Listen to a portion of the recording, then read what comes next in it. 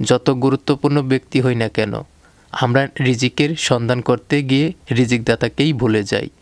ভালো হয়ে থাকাটা কঠিন কিছু না, কিন্তু অনেক খারাপের মাঝে ভালো হয়ে থাকাটা খুব কঠিন। যারা অন্যের পরাজয়ে আনন্দ পায় তারা মনুষ্যত্বের কাছে হেরে যায়। আমরা সেই সমাজে বাস করি যেখানে সৎ মানুষকে বোকা বাবা হয়। নিজের মনের কথা শোনাটা জরুরি, প্রাপ্তি কম বেশি যাই হোক না কেন দিন শেষে আক্ষেপ করতে হয়। আমি বোকার মতো তাকেই সবার সামনে আমার বলে পরিচয় দিয়েছি, যে কিনা দুটো মানুষের ছায়ার সামনে আমার পরিচয় দিতে অস্বীকার করেছে।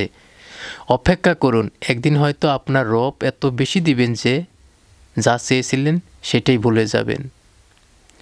যে বদলে যায় সে ঠিকই ভুলে যায়, শুধু বলতে পারি না আমরা বদলে যাওয়া মানুষটাকে।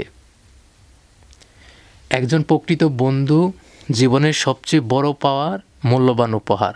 কাউকে প্রয়োজনের চেয়ে বেশি দাম দিতে নেই, দিলে সে তোমাকে সস্তা ভেবে বস্তায় পরে ডাস্টবিনে ফেলে দিবে।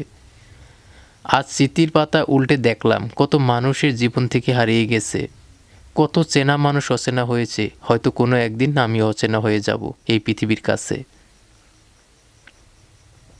জীবনে এমন সময় আসবে যখন আপনার অন্য লোকের সাহায্যের প্রয়োজন হবে না, এমনকি তারা আপনাকে সাহায্য করতে ইচ্ছুক, কিন্তু আপনার খারাপ আচরণ, খারাপ কথা বা খারাপ অভ্যাসের কারণে তারা সাহায্যের জন্য এগিয়ে আসবে না। জীবনে কার কার সাথে আপনার দেখা হবে সেটা ঠিক করবে সময়, কার কার সাথে সম্পর্ক রাখবেন সেটা ঠিক করবে আপনার মন, কে কে আপনার মনে রাখবে সেটা ঠিক করবে আপনার ব্যবহার। আমার ভুল আমাকে ধরিয়ে দিন, অন্যদের নয়, কেননা সংশোধন করলে সেটা আমি করব, অন্যেরা নয়। জীবনে একবার একা হয়ে দেখো, এই পৃথিবীতে কেউ কারো নয়।